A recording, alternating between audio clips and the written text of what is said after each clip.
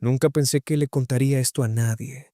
Durante meses lo guardé para mí, convenciéndome de que había una explicación racional, de que el miedo distorsiona los recuerdos. Pero han pasado casi 2 años y todavía duermo con la luz encendida. Todavía reviso debajo de la cama antes de acostarme y todavía tengo la marca en la mano. Mi nombre es Sofía. Tengo 19 años y esto ocurrió el octubre en que cumplí los 17. Mis padres habían salido de viaje ese fin de semana. La casa era mía. Y Daniela, que siempre tenía ideas que sonaban divertidas hasta que dejaban de serlo, propuso reunirnos. Dijo que traería algo especial. Era una tabla Ouija, no de las de juguetería. Esta era de madera oscura, con las letras grabadas a fuego y los bordes desgastados por manos que ninguna de nosotras podría imaginar. Cuando la toqué por primera vez, estaba fría, fría de una manera que no tenía sentido. Daniela la había sacado del ático de su abuela. Su abuela llevaba 2 años sin hablar, mirando la pared, sin explicar qué había pasado aquella noche. La familia decía que era demencia. Esa noche no preguntamos dónde había conseguido la tabla la abuela. Ojalá lo hubiéramos hecho. Pusimos la tabla sobre mi cama. Apagamos las luces. Encendimos 7 velas. Valeria reía nerviosa. Andrea decía que todo era una tontería. Paula no decía nada. Y en Paula, ese silencio significaba miedo de verdad. Puse los dedos sobre el puntero y pregunté si había alguien con nosotras. Nada. Valeria soltó una carcajada. Volví a preguntar en voz más baja, como si algo me dijera que había que tener cuidado.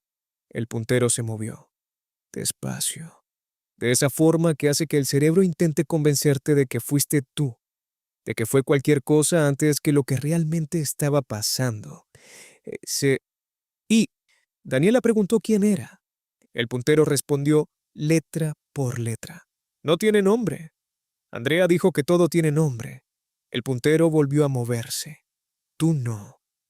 Nadie habló por un momento que se sintió mucho más largo de lo que fue. Entonces llegaron 4 palabras más. Mira tu mano.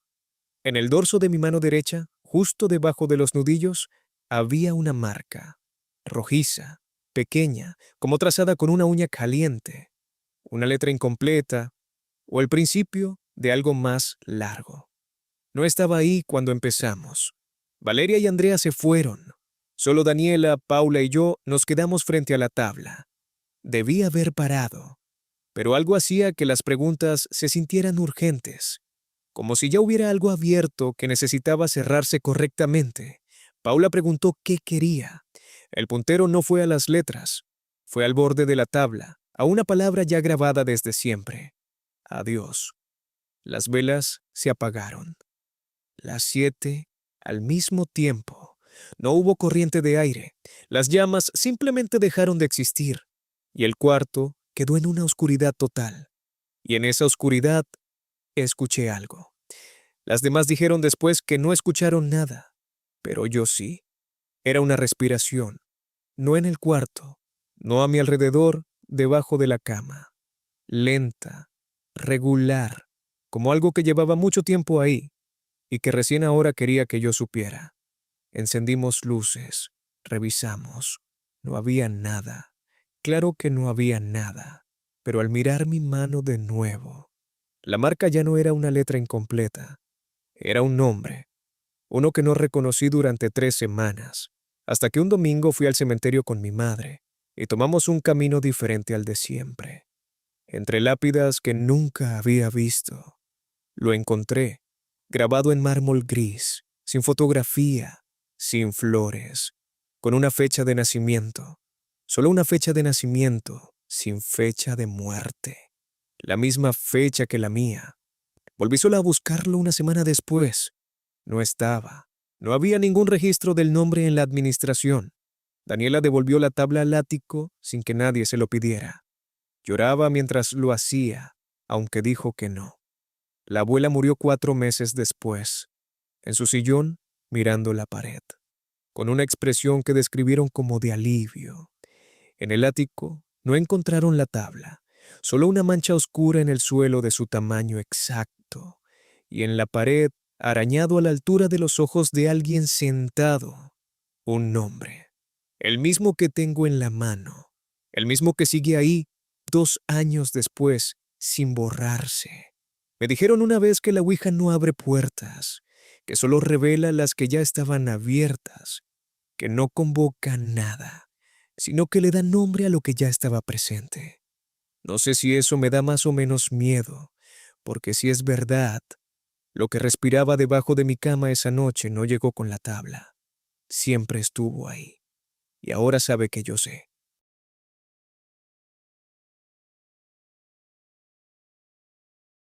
Perdí a mi hermano en marzo.